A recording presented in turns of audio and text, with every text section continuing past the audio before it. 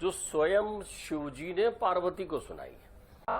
राधे शब्द का उच्चारण करने के पहले कोटि जन्मों के पुण्य जागृत होते हैं और आपको सोचना पड़ता है। हुआ ये, आप यहाँ बड़े ध्यान से सुने, ये बात बहुत आवश्यक है। मैं अध्याय 48, 49, 50, 51 इत्यादि को पढ़ लेना चाहिए, जहाँ शिव जी स्वयं राधे तत्व के बारे में बता रहे हैं जी। जब शिव जी ध्यानस्थ हैं और नाना प्रकार के ब्रह्म और प्रकृति के बारे में जानकारी दे रहे हैं, और उन्होंने बताया है कि मूल प्रकृति जो है, जिन्होंने संसार का निर्माण किया है, जो त्रिगुणातीत भी हैं और त्रिगुणमयी हैं, वो श्री राधे हैं, जिन्होंने विश्व क्षितिज का निर्माण किया, कृष्ण की जो प्रेयसी हैं, गोलोक धाम की रासेश्वरी है इत्यादि। तो वहां पार्वती जी उनसे विनम्रता के साथ कहती हैं कि आपने सब बताया, और मैंने देखा कि श्रुतियों ने कण्व शाखा में राधा के बारे में कहा है, वो भी मेरी जानकारी में है, लेकिन वेद और श्रुति की कण्व शाखा की ये बात पर्याप्त नहीं है। आप राधा तत्व पर मुझे कुछ बताइए। तो वहां भगवान भोले भंडारी जो हैं स्वयं चिंता मग्न हो जाते हैं, उनके नेत्र नीचे की ओर हो जाते हैं और सोच में पड़ जाते हैं, और क्षणिक ही सोच से बाहर आते हैं। वो कहते हैं कि चूंकि तुम जगत की सृष्टा हो, तुम देवी हो, तुम स्वयं राधेमय हो देवी, और तुमने चूंकि मुझसे पूछा है तो मैं ये जानना चाहा कि मैं राधे पर कुछ बोलने की योग्यता रखता हूं, बोलूं या ना बोलूं जी। तो बोले मुझे मेरे अभिन्न और परमात्मा कृष्ण ने संदेश दिया, उनका मुझे ये सूचकांक प्राप्त हुआ कि तुम योग्य उत्तराधिकारी हो, तुम योग्यता के साथ पूछ सकती हो, क्योंकि तुम ही सती हो, तुम ही सावित्री हो।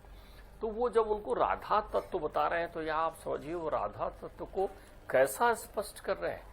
वो ये कह रहे हैं कि राधे और कृष्ण दो अभिन्न हैं, यथा क्षीरे च धावल्यम दाहिके च हुतासने। तो वो कहते हैं जैसे अग्नि से दाहिका शक्ति नहीं हटाई जा सकती, जैसे जल में शीतलता होती है, जैसे भूमि में गंध होता है, जैसे दुग्ध से सफेदी विरक्त नहीं की जा सकती, वैसे राधे और कृष्ण को अभिन्नता को समझा नहीं जा सकता। उन्होंने कहा कि वही रासेश्वरी हैं जिनकी गोलोक धाम में श्री कृष्ण पूजन करते हैं, और स्वयं राधे रानी श्री कृष्ण का पूजन करती है। दोनों के मध्य अन्योन्याश्रय संबंध है। फिर वो बताते हैं कि इनके रोम कुपेश से कैसे श्री राधे के रोम से जो है गोपिकाओं का प्रादुर्भाव बताया है, कृष्ण के रोम से गोपों का प्रादुर्भाव बताया गया है। फिर वो कहते हैं कैसे लीला करते हैं। अब आप यहाँ समझिए बात को, उनकी लीलाओं को। राधे रानी जो है अपनी लीला लेकर वृषभान लली होती हैं। वो कलावती की हाथी जो पितरों की कन्या है, वर प्राप्त किया है, कीर्तदा है, उनके यहाँ अवतरण प्रकाट्य होता है राधे रानी का। ध्यान रखिएगा, अयोनिज होती हैं, ये मैं नहीं कह रहा हूँ, शिव कह रहे हैं, अयोनिजा हैं, यानी वो गर्भ धारण नहीं करती, गर्भ का एक स्वरूप निश्चित होता है और महतारी प्रकट होती है, राधे रानी वहां प्रकट होती है। ध्यान रखिएगा। इधर वहां बताया कैसे वहां लीलाएं चल रही। संपूर्ण सखियां जो है राधे के आदेश से आई हुई है, उन्हीं सखियों में और उन्हीं सखाओं में यमुना को बहाए गए हैं। ये सब कृष्ण के अंश हैं।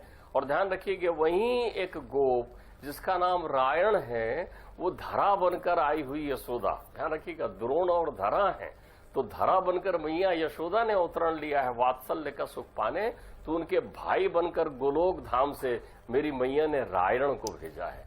रायण जो है यशोदा मैया के सगे भाई हैं।